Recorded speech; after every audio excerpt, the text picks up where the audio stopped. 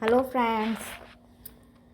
आज मैं कार्तिक मास की कथा अध्याय 2 आपको बताने जा रही हूँ, पारंपरिक भाव के साथ सरल और भक्तिपूर्ण में। कार्तिक मास की अध्याय 2 कथा। एक समय की बात है जब नारद मुनि अपने वीणा की मधुर ध्वनि के साथ बैकुंठ लोक पहुँचे।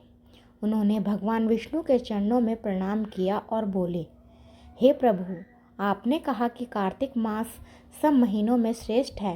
कृपया बताइए कि इस मास में व्रत, दीपदान और उपासना का क्या फल मिलता है।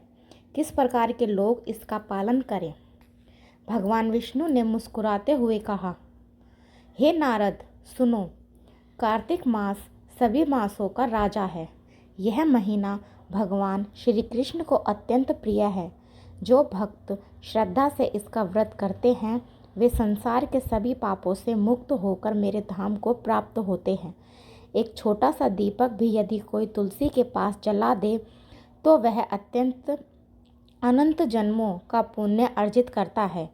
जो व्यक्ति भोर में उठकर स्नान करता है, हरिनाम का जाप करता है और भगवान दामोदर का पूजा करता है, वह मेरे हृदय को अत्यंत प्रिय होता है।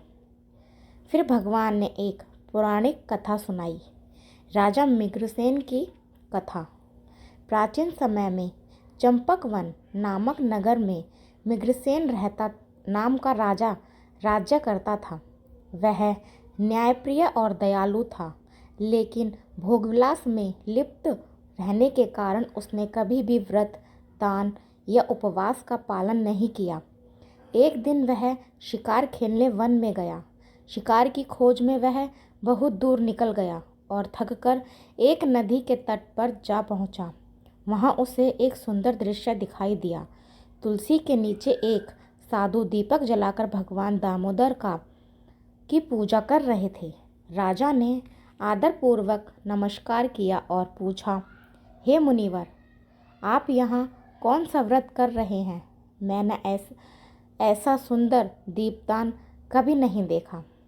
साधु मुस्कुराए और बोले, राजन, यह कार्तिक मास का व्रत है।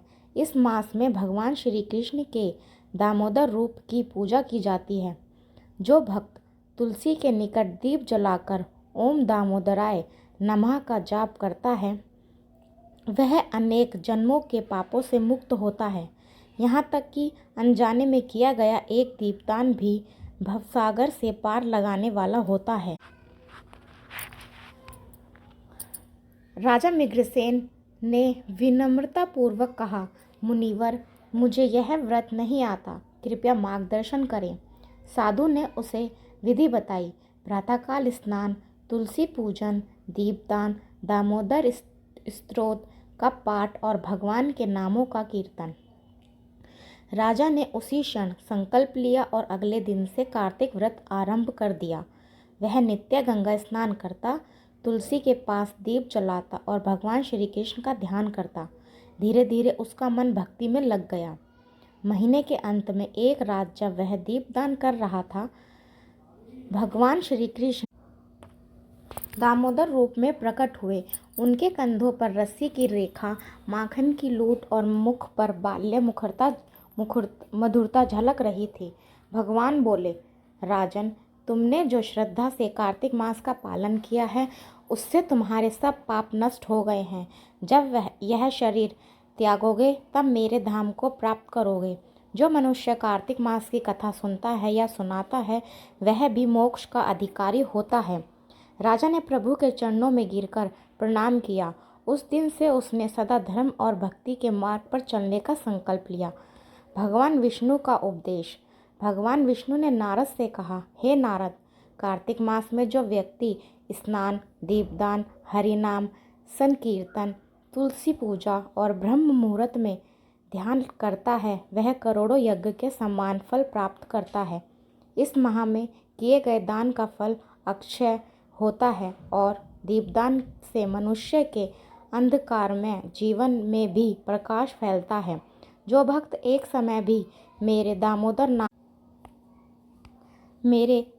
नाम का स्मरण करते हैं, उन्हें यमराज के दर्शन नहीं करने पड़ते।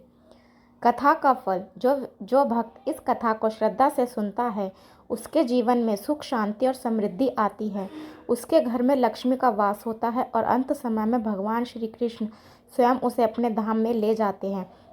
अंतः हे भक्तों, कार्तिक मास में दीपदान करें, हरि नाम का जप करें, तुलसी पूजन करें और भगवान दामोदर की आराधना में लीन रहें। ऐसा करने से जीवन में समस्त दुख मिट जाते हैं और आत्मा को परम शांति की प्राप्ति होती है। धन्यवाद।